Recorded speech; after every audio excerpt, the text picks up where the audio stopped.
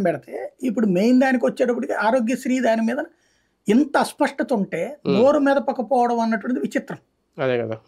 ఇప్పుడు నిన్న పార్థసారథి గారు మాట్లాడాడు విడుదల రోజున, బకాయిలు చెప్పి పెట్టాడు మీ వాడిని అడుగు అంటారు. అదే కదా. ఇప్పుడు నెపం ఇప్పుడు జగన్మోహన్ రెడ్డి పెట్టాడు, చంద్రబాబు పెట్టిన బకాయిలని తీర్చలేదా జగన్ వచ్చి వచ్చినట్టు? లేదా వాళ్ళు కోర్టులకు వెళ్ళలేదా? మరి చంద్రబాబు హయాంలో కూడా బకాయిలు ఉన్నాయి కదా. మారినప్పుడు ఇంకా తప్పదు బకాయిలు రావడం. లేకపోతే ఇప్పుడు ఎట్లా ఉండాలంటే వచ్చేటప్పుడు డబ్బులు సంచులు పట్టుకుని వచ్చి ఏ ప్రభుత్వం అయినా దిగిపోయేటప్పుడు అన్ని బిల్లులు కట్టేసేసి వెళ్ళిపోవాలన్నమాట. అట్లా అసలు జరుగుతుందా ఏ ప్రభుత్వంలోనన్నా? అది ఏమన్నా వ్యాపారమా?